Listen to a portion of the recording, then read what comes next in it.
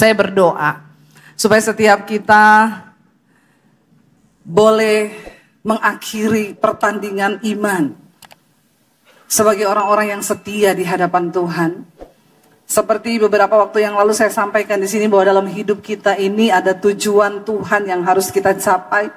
Ada rencana Tuhan yang besar yang harus kita capai dalam hidup kita, dan untuk mencapainya tentunya tidak mudah lewat berbagai tantangan dan rintangan, tapi nggak ada pilihan, kita harus mencapai itu. Ketika Musa membawa bangsa Israel keluar dari tanah perbudakan di Mesir menuju ke satu tanah perjanjian yang Tuhan sediakan. Lalu Musa dipilih oleh Tuhan, saudara. Ya, kenapa? Karena Alkitab berkata Musa seorang yang berkenan pada Tuhan, dia orang yang lemah lembut. Tetapi ada satu saat ketika Musa akan mati, dia sudah lanjut usianya, dan akhirnya Musa menutup mata, lalu Tuhan memilih seorang pengganti, yaitu yang bernama Yosua. Di dalam perjalanan rencana Tuhan belum selesai. Bangsa Israel masih di tengah perjalanan untuk mencapai tanah perjanjian yang Tuhan janjikan. Tapi Musa mati. Lalu Tuhan memanggil Yosua dan berfirman kepada Yosua bahwa dia harus menggantikan Musa sebagai pemimpin yang akan membawa bangsa itu. Dan tentunya itu bagi Yosua nggak mudah. Kenapa, saudara? Karena Yosua itu mengikuti Musa. Di dalam perjalanan bangsa itu keluar dari Mesir, ya Yosua mengikuti Musa, dan dia melihat bagaimana bangsa Israel yang keras kepala itu tidak mau mendengar, nggak mau menurut pada firman Tuhan. Bahkan beberapa kali Alkitab berkata mereka tidak mau mengakui Tuhan, bahkan menuduh Tuhan itu jahat. Musa itu seorang yang lembut hati, makanya dipilih Tuhan. Dan Alkitab mencatat tidak ada orang di muka bumi ini yang mempunyai hati seperti hatinya Musa, yang memiliki kelembutan hati seperti Musa. Musa itu orang yang lembut hati, nggak pernah marah, saudara. Ya, mungkin dia nenek moyangnya orang Solo. Kalau orang Surabaya bisa marah ya. Tapi orang Solo, ya mirip suami saya. Kalau marah, permisi dulu. Ya, aku boleh marah enggak? Saya bilang kalau marah, marah aja, ya. Tapi di satu saat Musa itu emosi. Karena ketika bangsa itu sampai di satu tempat dan tidak ada air di sana. Lalu mereka itu mengamuk sama Musa dan berkata, kamu itu ngapain bawa kami keluar dari Mesir sampai ke tempat ini? Kamu mau kami mati dengan tidak ada minuman di sini, tidak ada air? Dan Musa datang kepada Tuhan dan bertanya, Tuhan, apa yang harus aku lakukan di tengah bangsa yang terus menyalahkan aku? Bahkan untuk menggenapi kehendak dan rencana Tuhan. Seringkali kita ini dituduh salah, itu yang Musa alami.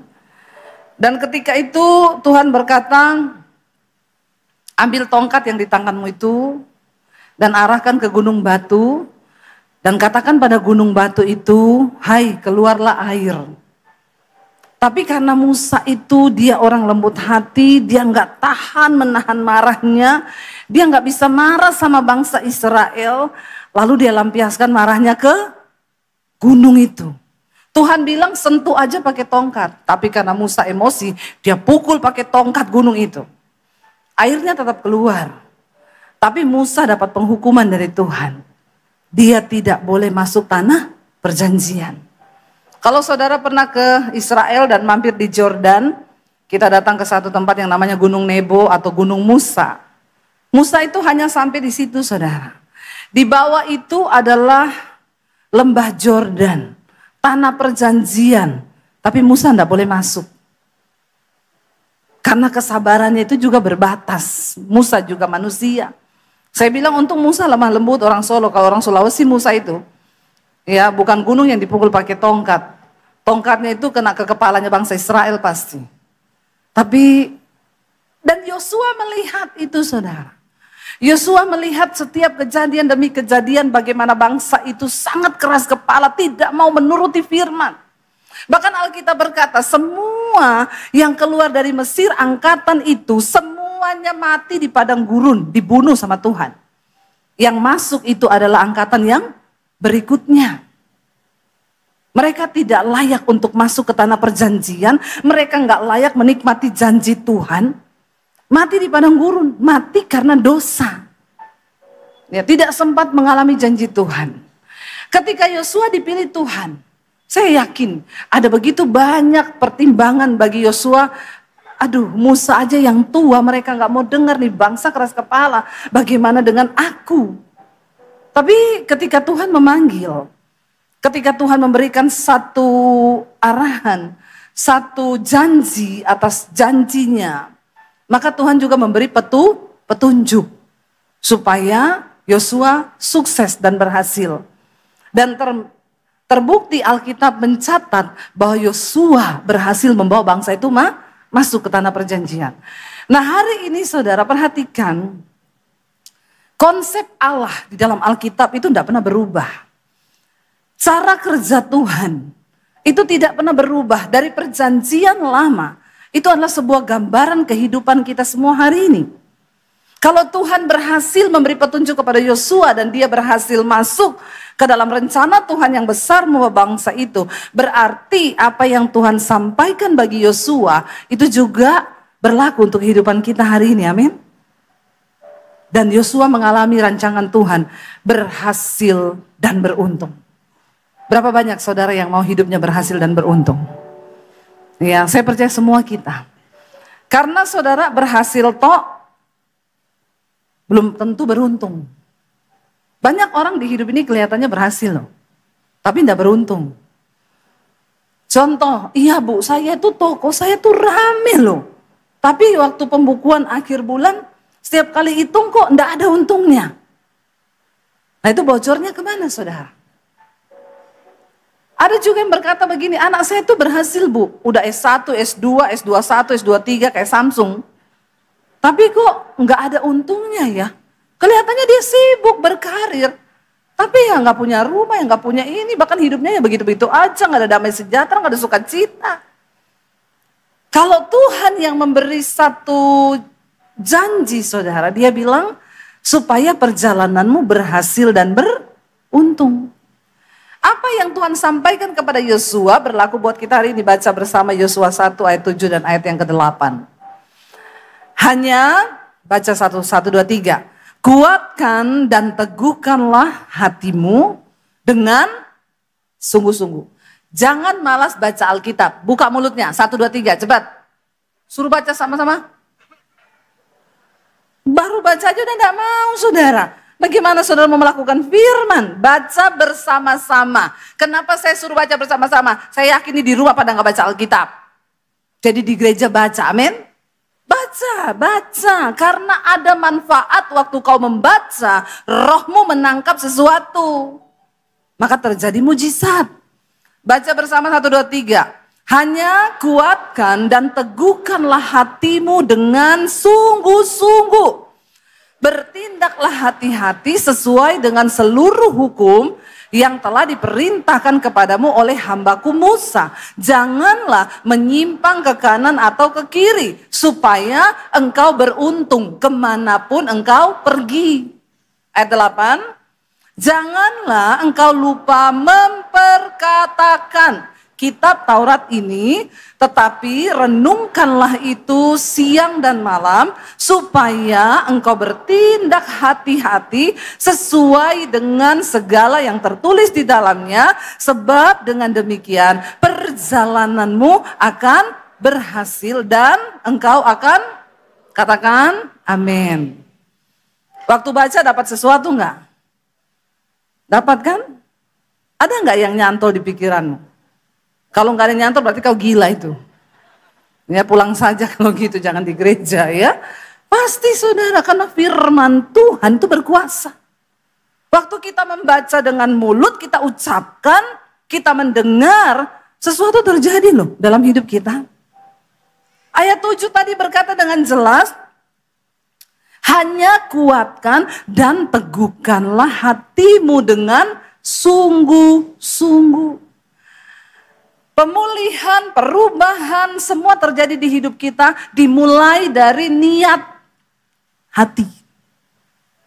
Kalau engkau mau bertobat, kalau engkau mau berubah, ayo kuatkan dan teguhkan hatimu. Aku bisa. Yang mau melepas rokok, nggak usah angkat tangan. Saya bisa lihat dari sini muka-muka yang masih merokok ini. Nah, saya tahu yang masih merokok ini, di kepalamu ada asap. Kau nggak angkat tangan juga saya tahu ya. Jangan bilang begini, saya nggak bisa bu. Nggak bisa bu, berat merokok itu berat. Saya ketemu orang, saya sudah berhenti loh bu 8 bulan tapi merokok lagi. Hari ini kau perlu katakan, kuatkan dan teguhkan hatiku Tuhan. Aku mau melakukan firman Tuhan supaya aku bisa lepas. Amin. Semua diawali dari niat. Ada yang mau berhenti terikat dengan film porno, enggak usah angkat tangan juga. Jangan kau terikat dengan film porno saudara. Itu merusak otak. Ya, orang itu sekali nonton film porno, sel-sel otaknya rusak. Ya, tiap hari kau nonton rusak semua.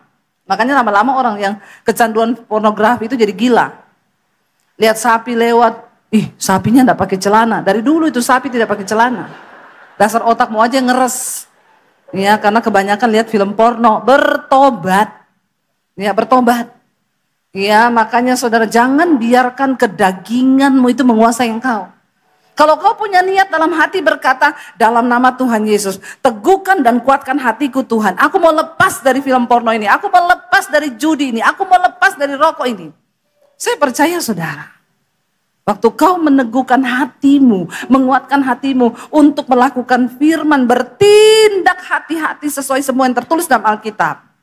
Saya yakin kau pasti berubah. Berubah saudara. Dan dikatakan tadi di sana, coba tayangkan lagi ayat 7. Supaya apa? Ya, supaya engkau beruntung kemanapun engkau pergi. Orang yang beruntung itu beda saudara. Ada banyak hal-hal yang tidak bisa kita pahami dengan otak kita. Ya, orang bodoh kalah sama orang pintar. Orang pintar kalah sama orang rajin. Orang yang rajin kalah sama orang hoki. Orang yang beruntung karena disertai Tuhan. Amin. Kalau Tuhan menyertai engkau, engkau melakukan firman Tuhan, engkau beruntung dimanapun engkau pergi. Sehingga tidak ada satupun tempat sial bagi kita. Nggak ada rumah sial, nggak ada ruko sial, nggak ada tempat usaha yang sial. Yang sial itu orangnya, bukan rumahnya. Ya, makanya saudara kalau beli rumah tusuk sate, enggak apa-apa, beli aja, amin. Siapa yang takut beli rumah tusuk sate sini? Ya, nanti nggak diberkati bu, itu nanti berkatnya jauh. Ya, saya kalau beli rumah, saya cari yang tusuk sate. Apalagi kalau ada setannya, murah itu. Iya toh? Ya, enggak apa-apa. Saya cari-cari rumah saudara. Ketemu satpam, Pak di sini ada rumah enggak Pak? Ada bu, tapi tusuk sate. Ya, saya bilang enggak apa-apa, saya mau. Ada setannya enggak Pak? Ada bu. Itu komplit sudah. Enggak laku-laku, udah lama bu. Sering ada penampakan. Mana Pak? Coba saya mau lihat. Satpamnya bilang, gue tunjukin rumah tusuk sate yang belum laku. Ayo Pak kita lihat. Saya lihat, emang Bapak pernah lihat setan di sini? Sering bu. Ibu nggak takut beli rumah ini? Enggak. Karena kalau saya masuk, setannya keluar Pak. Setannya tak suruh pindah, pindahnya ke pos satpammu Pak. Dia bilang astagfirullah. Makanya Bapak harus beriman.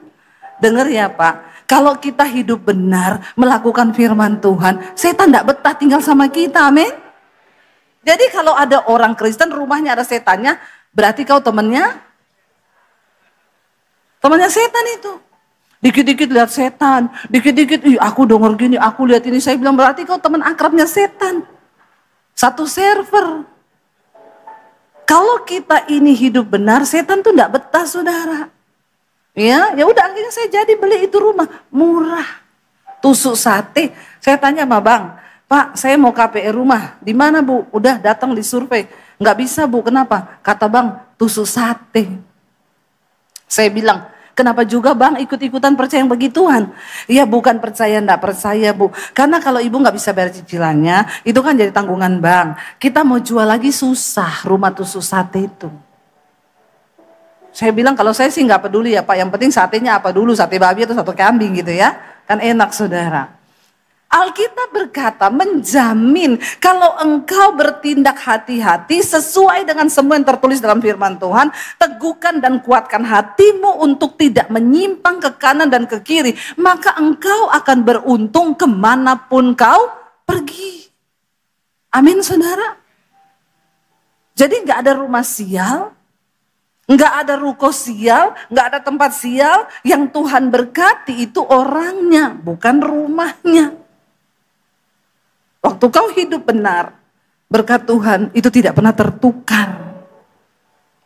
Ada jemaat datang sama saya, Bu, saya sakit hati, Bu. Kenapa? Di samping ruko saya ada orang buka usahanya sama persis dengan usaha saya. Udah gitu orang Kristen lagi, Bu. Ibu ngapain sakit hati, dengar baik-baik, Bu. Usaha bisa ditiru. Kerjaan bisa ditiru. Tapi berkat Tuhan tidak bisa ditiru. Karena Tuhan tidak pernah salah memberikan berkat kepada orang-orang yang tepat dengan tujuan Tuhan. Amin, saudara. Yang pertama, teguhkan dan kuatkan hatimu. Jangan menyimpang, saudara.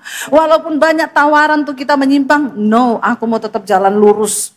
Tapi susah loh kalau kamu hidup kerja dari bawah. Mending jadi ani-ani. Ya, ingat. Langsung perkatakan firman Tuhan. Firman Tuhan berkata, untuk apa engkau memperoleh apartemen, rumah, mobil, dan segala yang ada di dalam dunia ini, kalau pada akhirnya engkau kehilangan nyawamu. Lebih baik jalan lurus dengan Tuhan. Karena kekayaan itu bukan jaminan engkau beruntung dan engkau bisa berbahagia. Banyak orang kaya, tapi hidupnya gak beruntung. Gak ada damai sejahtera. Gak ada sukacita. Kenapa? Karena tidak menuruti firman Tuhan. Saya kemarin ketemu dengan satu orang Bapak Bupati. Dia cerita ketika dia belum bertobat, ilmunya banyak, saudara. Dia berguru dari satu ilmu ke ilmu. Di Jogja dia pergi ke Nyi Roro Kidul, di sini dia pergi ke sana. Dia dengar lagi ada dukun top di NTT, dia pergi cari. Dia dengar di Kalimantan ada, dia pergi cari. Singkat cerita banyak sekali ilmunya. Dan dia bilang tiap ilmu itu ada mantranya, Bu. Jadi dia harus hafal.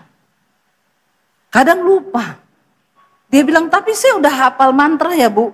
Udah lakukan semua. Keluar rumah itu enggak ada damai. Emosi terus pengen marah, pengen mukul orang. Enggak ada damai, ketakutan, takut mati, takut ini. Padahal sudah punya banyak ilmu. Sampai ketika dia ketemu Tuhan Yesus. Dia dilepaskan, dia hidup menuruti firman Tuhan. Baru dia mengalami yang namanya rancangan keberuntungan itu di dalam hidupnya. Amin, saudara. Karena dia mau menuruti firman Tuhan. Jangan engkau menyimpang. Lalu yang kedua ayat yang 8 tadi dikatakan di sana, Pak. Dan jangan engkau lupa untuk memperkatakan kitab Taurat ini. Kenapa tadi saudara saya suruh baca ayat? Supaya engkau katakan. Jangan cuma dibaca. Perkatakan dengan mulutmu. Karena waktu telingamu mendengar, Alkitab berkata, firman Tuhan tidak pernah kembali dengan sia-sia. Janganlah engkau lupa memperkatakan kitab Taurat ini, tetapi renungkanlah itu siang dan malam. Supaya apa dikatakan di sana? Supaya engkau bertindak hati-hati. Ya.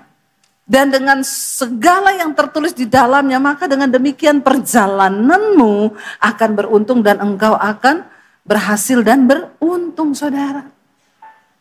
Tapi banyak orang berkata susah, Bu, lakukan firman itu susah. Melakukan perintah Tuhan itu susah. Siapa bilang susah? Kalau Tuhan tahu kita susah dan tidak mampu, maka Tuhan gak akan memberikan itu, saudara.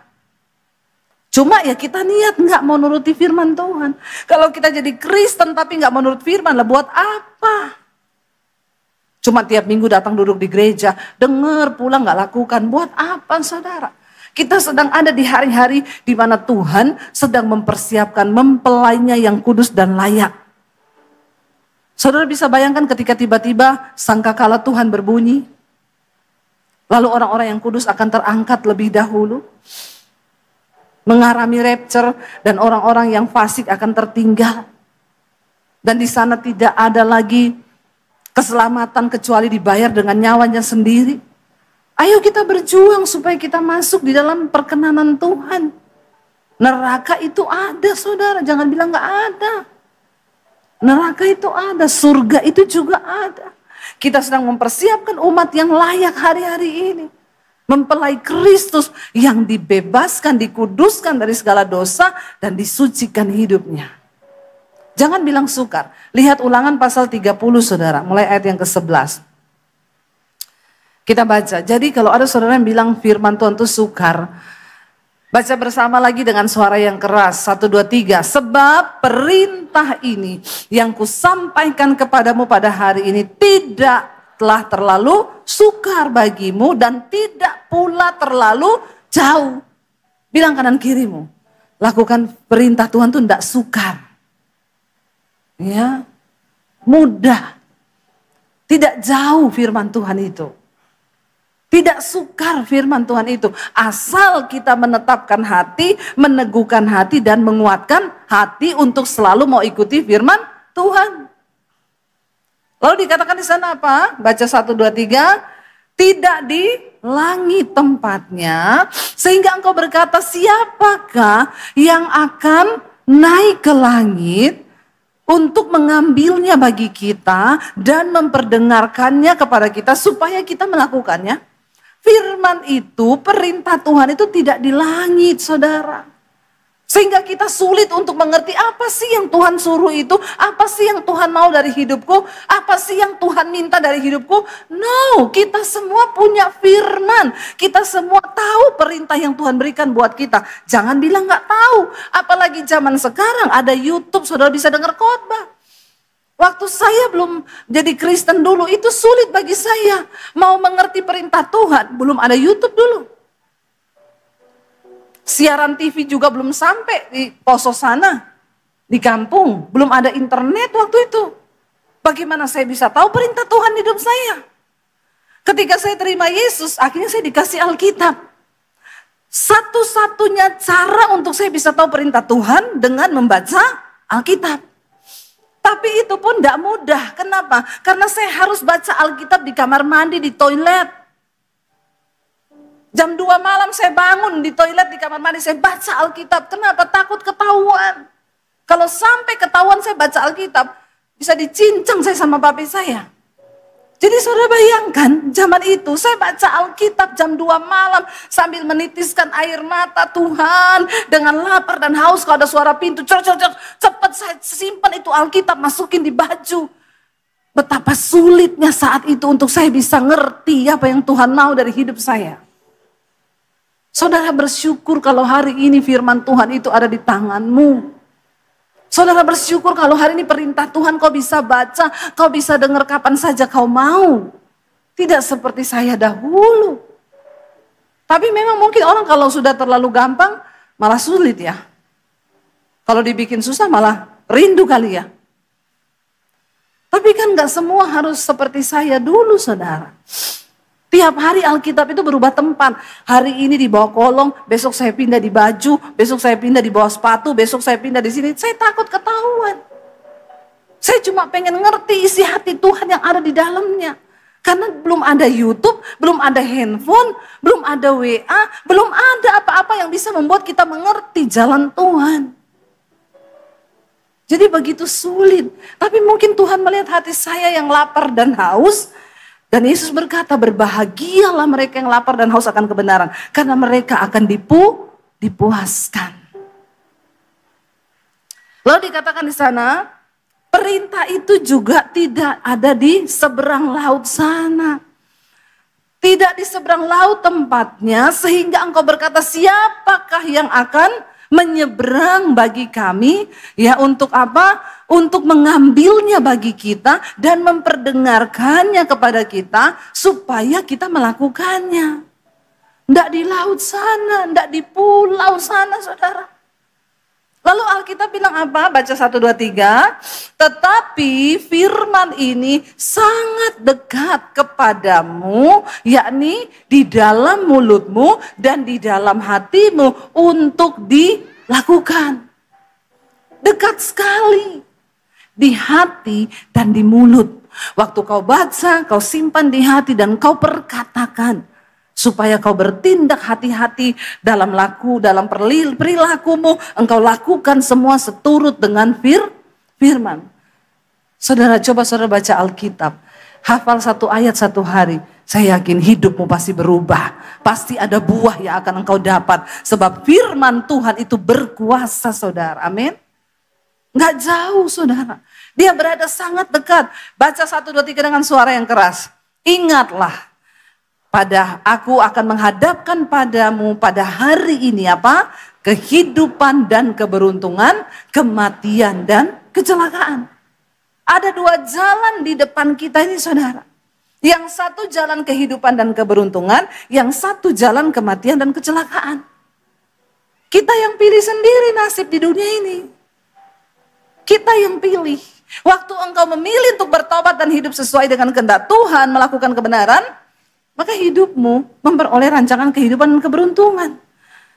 Tapi ketika engkau salah memilih bukan jalan Tuhan, keinginan daging, keinginan setan yang kau pilih, maka engkau masuk dalam rancangan kematian dan kecelakaan. Sehingga engkau berkata tidak pernah ada keberuntungan di hidupku, sial terus hidupku ini. Bertobat saudara. Apa yang membuat hidup kita ini menderita sebenarnya? Kesalahan, dosa, menyimpang dari jalan Tuhan, tidak nurut sama kehendak Tuhan. Kita lihat bersama Amsal 28. Kita buka saudara Amsal 28 ayat yang ke-13 dan ayat yang ke-14. Amsal 28 ayat 13 baca 1, 2, 3. Siapa menyembunyikan pelanggarannya tidak akan beruntung. Tetapi siapa mengakuinya dan meninggalkannya akan disayangi. Jangan sembunyikan dosa. Jangan sembunyikan pelanggaran. Karena ayat ini berkata, orang yang menyembunyikan dosa dan pelanggaran tidak akan beruntung. Kau kerja sekuat apapun. Mungkin ada yang bilang, saya ini udah kerja bu. Siang jadi malam, malam jadi siang, kepala jadi kaki, kaki jadi kepala. Tapi kenapa hidupku nggak ada perubahan, nggak ada damai, nggak ada sukacita, bahkan tidak ada keberuntungan. Coba cek saudara. Karena ayat ini dengan jelas berkata, siapa menyembunyikan pelanggaran tidak akan beruntung. Tetapi siapa mengakuinya dan meninggalkannya itu akan disayangi. Ayat yang berikutnya berkata, ayat 14 baca bersama. Berbahagialah orang yang senantiasa takut akan Tuhan. Tetapi orang yang mengeraskan hatinya akan jatuh ke dalam malapetaka. Satu yang Tuhan mau dari hidup kita saudara, cuma satu, pertobatan. Saya ketemu satu orang ibu, dia bilang, bu saya sudah menikah lama, tapi saya nggak punya anak. Nggak hamil-hamil. Udah periksa dokter, semuanya baik, suami saya baik, saya juga baik. Kami sudah sampai di satu titik yang ya sudahlah berarti ini kehendak Tuhan. Saya tanya, ibu mau saya doakan biar bisa punya anak? Nggak usah Bu Debi, percuma, nanti juga bakal enggak. Karena sudah semua pendeta mendoakan kami. Oh oke Bu, kalau gitu Ibu sudah menyerah? Iya.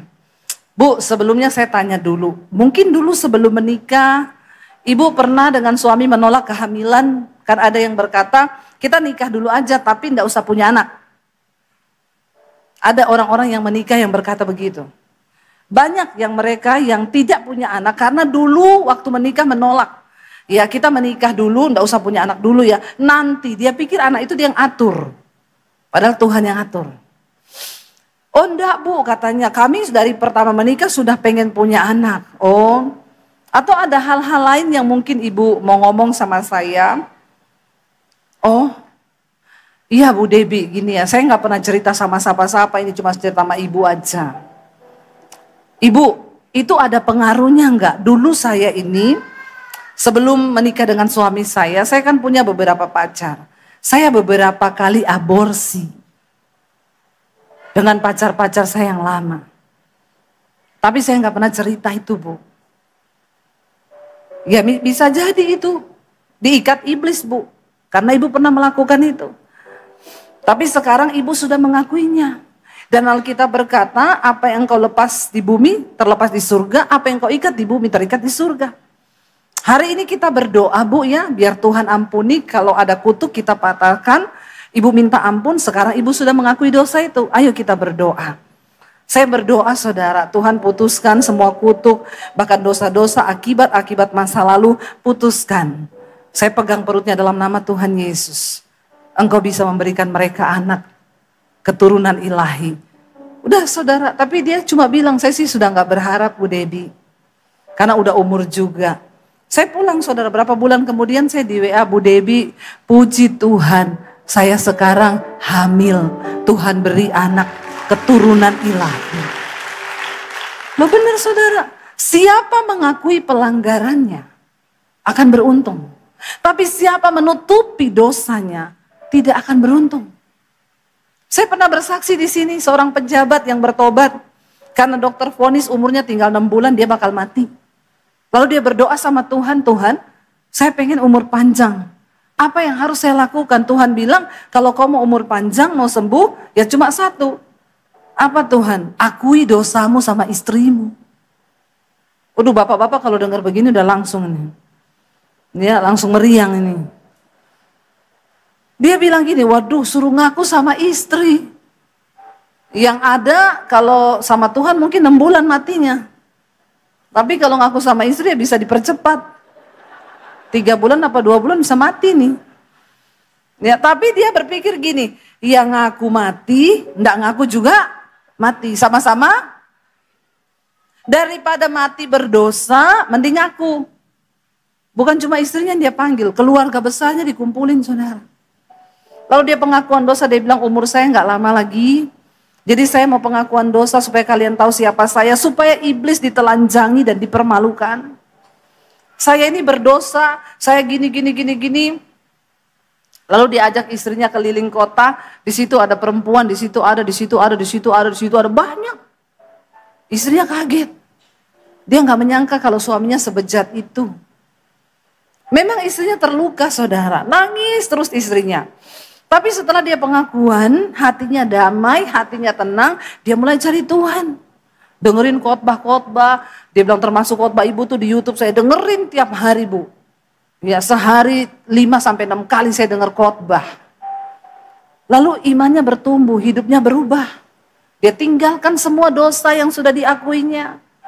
Saudara 6 bulan tidak mati, 1 tahun tidak mati, 2 tahun tidak mati, sampai hari ini tidak mati-mati. Karena Tuhan menyatakan kuasanya. Bahkan hari ini dia buka persekutuan. Dia ajak semua orang untuk mendengarkan kebenaran. Siapa mengakui dan meninggalkannya akan disayangi oleh Tuhan. Tuhan cuma mau satu hal, supaya jemaat engkau yang hadir hari ini, hidupmu tuh dikuduskan. Saya sedih saudara, kemarin di Jakarta ada peristiwa ketangkep 56 orang cowok bikin pesta seks di satu hotel. Saya membayangkan itu, 56 orang masuk satu kamar, coba bisa bayangkan itu cumi-cumi, gurita, kepiting ada di situ semua. Bisa bayangkan betapa jijiknya itu saudara. Mengerikan dunia ini. Sebenarnya engkau bisa disembuhkan kalau engkau mau merendahkan diri, jangan diumbar hawa nafsu. Yang lebih mengherankan lagi ada yang sudah punya istri, punya anak saudara. Dan melakukan dosa yang begitu nggak merasa berdosa. Ya makanya ada wanita bilang, Bu Debbie tahu kan sampai kenapa sekarang saya ini memilih jadi perawan tua. Karena saya ngeri Bu, saingan kita bukan cuma pelakor. Bambang Joko juga saingan kita semua itu. Ya ngeri dunia ini sekarang dia bilang. Ya. Saudara bertobat, yang homo, yang lesbi, yang kepahitan, itu semua kan Tuhan tidak mau. Apa yang Tuhan mau? Dengar firman Tuhan, lakukan. Kalau kau tahu kenajisan itu dosa, jangan hidup di dalamnya. Kita ini hidup nggak tahu sampai berapa lama. Satu saat kita akan mati, dan apa yang harus kita pertanggungjawabkan di hadapan Tuhan? Ya. Makanya Alkitab berkata Tuhan tidak berkenan pada kematian orang fasik atau orang berdosa. Tuhan tidak mau. Orang fasik itu mati Tuhan nek. Ada ayatnya loh. Tuhan tidak berkenan pada kematian orang fasik, tetapi kepada pertobatannya. Dalam hatinya Tuhan, daripada lu mati, mending lu tobat. Tapi kalau nggak tobat-tobat, ya murka Tuhan turun. Makanya bertobat saudara. Selama masih ada waktu, ada kesempatan, mari kita kejar kekudusan hidup. Amin. Kalau kita tahu Tuhan bilang jangan kepahitan, ya lepaskan kepahitan. Jangan kepahitan sama iparmu, sama mertuamu, sama adekmu. Kenapa kau tetap kepahitan? Itu berarti kau tidak menuruti firman Tuhan, itu engkau menyimpang. Ya, kalau Tuhan bilang jangan marah, ya jangan marah. Kalau Tuhan bilang suami istri hidup damai rukun bersama, ya ayo. Berantem boleh, 5 menit cukup, amin. Kalau jiwamu sehat, kalau rohmu sehat, 5 menit cukup. Ya, berdamai, bilang say, ngapain sih kita ini berantem? Ayo doa yuk, biar berkat Tuhan mengalir dalam rumah tangga kita, amin. Karena firman Tuhan berkata, di mana orang hidup rukun bersama, disitulah berkat Tuhan akan diperintahkan. Ya, ayo saudara, kita mulai membangun hidup ini semakin hari semakin berkenan pada Tuhan. Supaya waktu hidup kita yang singkat ini, jangan engkau habisi dengan terkutuk di dalamnya, tapi engkau mengambil rancangan pilihan yang Tuhan beri. Hari ini aku hadapkan kepadamu jalan kehidupan dan keberuntungan, atau jalan kematian dan kecelakaan. Biar hari ini kita bilang, Tuhan, kami memilih jalan keberuntungan itu, kami memilih jalan kehidupan itu, supaya kami berbahagia bukan hanya ketika mati satu saat nanti dalam perkenanan Tuhan. Selama kami hidup di dunia, kami mau hidup bagi Tuhan. Amin saudara. Bangkit berdiri bersama. Katakan di hadapan Tuhan, tidak selamanya kita harus mengerti jalan Tuhan, tapi untuk selamanya kita harus belajar percaya kepada Tuhan. Sekalipun mengikuti jejaknya itu berat. Seringkali apa yang kita mau secara daging tidak terjadi. Tapi percaya saudara, waktu kau ikut jejaknya Tuhan. Ayub berkata begini saudara, perintah dari bibirnya tidak kulanggar, dalam sanubariku kusimpan ucapan mulutnya. Mari dengarkan firman Tuhan dan simpan itu dalam hatimu. Waktu engkau menyimpan firman dalam hatimu, maka firman itu yang akan menuntunmu saudara, untuk mulai mengikuti kehendak Tuhan. Waktu kau simpan firman dalam hatimu, maka firman itu yang akan berkuasa membawa engkau sampai pada tujuannya Tuhan. Karena firman itu berkuasa, dan firman itu dikatakan akan mengerjakan setiap apa yang disuruhkan Allah untuk terjadi dalam hidup kita. Bahkan Ayub berkata begini, tetapi Tuhan itu tidak pernah berubah. Siapa dapat menghalangi Tuhan? Perhatikan saudara, kalau hari ini engkau belum mencapai satu tujuan di hidupmu, jangan salahkan orang lain. Jangan pernah salahkan gara-gara dia ini, saya nggak bisa dapat ini. Jangan pernah salahkan nih gara-gara dia ini, sampai saya hari ini harus begini.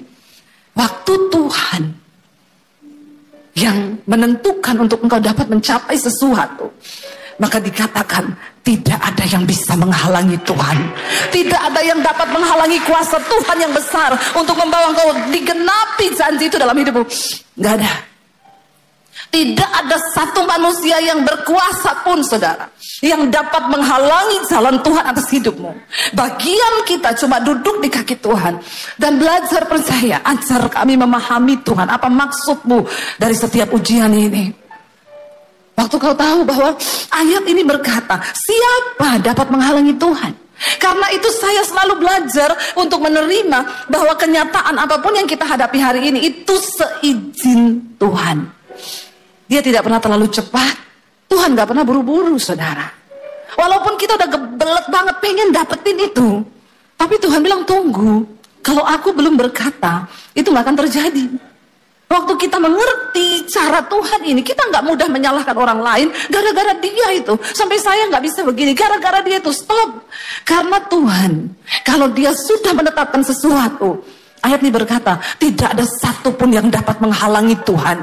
Tidak ada satu kuasa pun yang dapat menghalangi kehendak Tuhan terjadi. Apa yang dikehendakinya, perhatikan.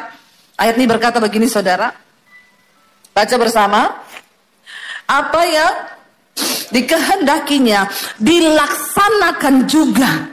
Karena apa? Ia akan menyelesaikan apa yang ditetapkan atasku, dan banyak lagi hal yang serupa ya dimaksudkannya. Tuhan akan melaksanakan ketetapannya atas hidup kita. Hari ini bagian kita berkata, Tuhan, tuntun aku berjalan di dalam jejak-Mu. Hari ini banyak hal yang tidak kami mengerti. Waktu-waktu ke depan mungkin masa yang suram, kekelaman. Tapi waktu Engkau datang dan berkata pada Tuhan, aku mau Tuhan ajar kami memahami semua rencana-Mu atas hidup kami. Maka Dia Tuhan yang turut bekerja mendatangkan kebaikan atas hidup kita. Bangkit berdiri bersama saudara. Angkat hatimu pada Tuhan. Serahkan hidupmu kepada Tuhan malam ini. Ini adalah titik balik. Bilang, Tuhan, biar malam ini menjadi titik balik hidupku kepada Tuhan. Kami datang, Tuhan, memberi hidup kami kepadamu. Bahwa lidah kami hanya memuji Yesus.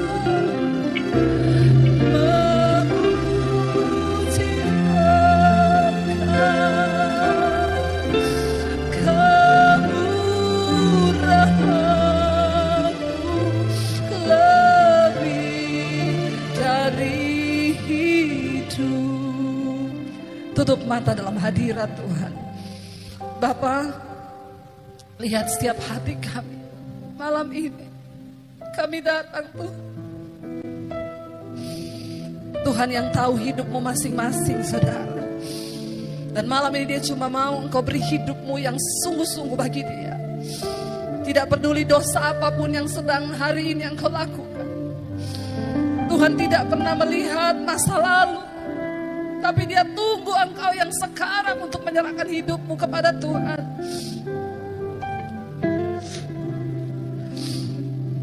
Ini hidup kami Tuhan Yesus. Berapa banyak di antara saudara yang mau sungguh-sungguh menyerahkan hidupmu pada Tuhan? Angkat tanganmu di tempatmu, saya akan berdoa.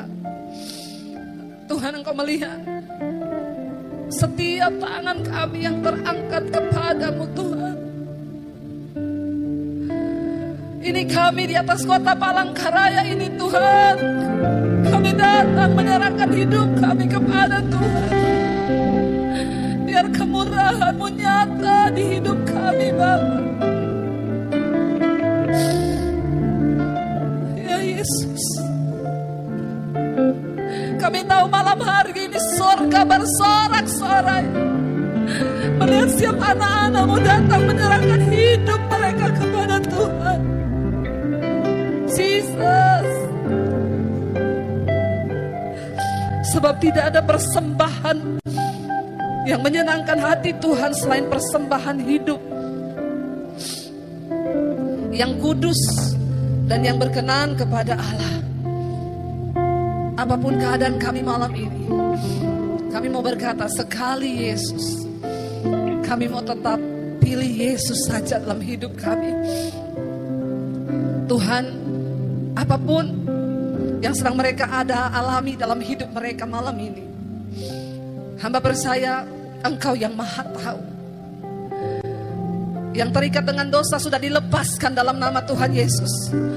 Yang sakit malam ini Tuhan sembuhkan dalam nama Yesus. Yang mengalami pergumulan yang berat malam ini Tuhan lepaskan dalam nama Yesus. Kami mau berkata malam ini ketika kami sudah memilih Yesus,